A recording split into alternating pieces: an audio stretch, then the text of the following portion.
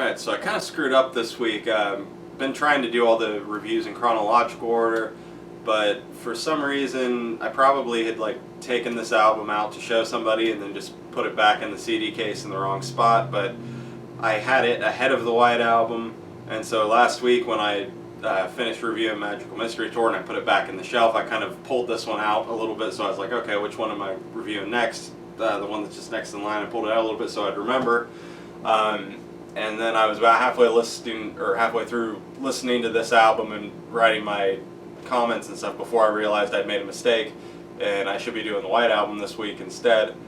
But at that point I was like, well, I've already kind of committed to this plan. So this week I'm reviewing Yellow Submarine, as released in 1969, produced by George Martin. This was one of the last things I bought by the Beatles, because it's really only like 4 new songs on it and then a bunch of orchestrated stuff from the movie Yellow Submarine, which I don't know too much about. I've never seen it. Haven't really read much about it, honestly. So I kind of felt like buying this was a little bit of a waste of money at the time, and I still can't remember.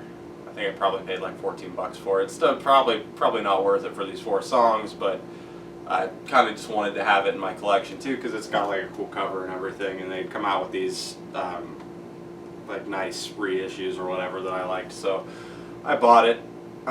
Anyway, the first song on it is just Yellow Submarine, which I already commented on basically on my Revolver video, so I'm not really going to say anything about it here, but I like the song fine. The second song, Only a Northern Song, it's a George song. It's kind of a strange song. I remember not really liking it that much when I first listened to it, and it's not really something I've gone back and listened to a lot because I just really don't listen to this album at all. But I did like it when I listened to it today. I actually thought it's pretty catchy. It's just got some like kind of weird instrumental bits and stuff that make it sound a little bit off, but pretty cool song actually, I think, and I'll probably be listening to it more in the future. The third song on it, Altogether Now, is kind of stupid and repetitive, but it's kind of catchy enough, so it's not horrible, but not really something I get the urge to listen to that often. The fourth song, Hey Bulldog, is actually a song that's really good. It's kind of a shame it's on this album because I always kind of forget about it, so I haven't listened to it as much as some of the other Beatles songs that I like a lot.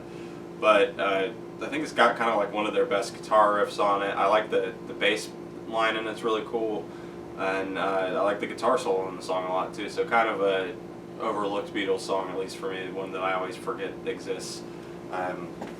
Then the fifth song and the last new one on the album, It's All Too Much, is another George song.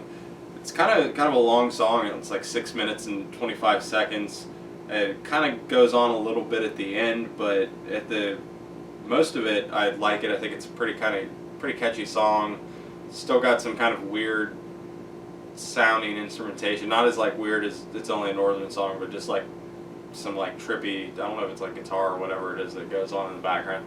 But it's a pretty cool song. Definitely one I forgot about a lot. I couldn't even remember really what it sounded like when I was going to listen to it today. But it's pretty cool. And then after that, they have All You Need Is Love, which is a repeat from Magical Mystery Tour, so if you want to really know what I think about that, watch my review of that album. And then after that, the rest of the album is the instrumental parts composed by George Martin, or orchestrated by him. Composed and orchestrated by George Martin. It says it's the original score for the film, and so I listened to that, and today I think was actually the first time I've ever listened to that in full, and I mean it's not bad. The music just kind of like, I don't know, it's there, just some nice kind of background noises, but like I really am not gonna like ever probably go back and listen to it again unless I go back to this album to review it, or maybe, I don't know, maybe someday I'll get the urge to like listen to the whole album again, but probably not. For the most part, I'll probably just stick with listening to the 4 new songs on it. Yeah, 4.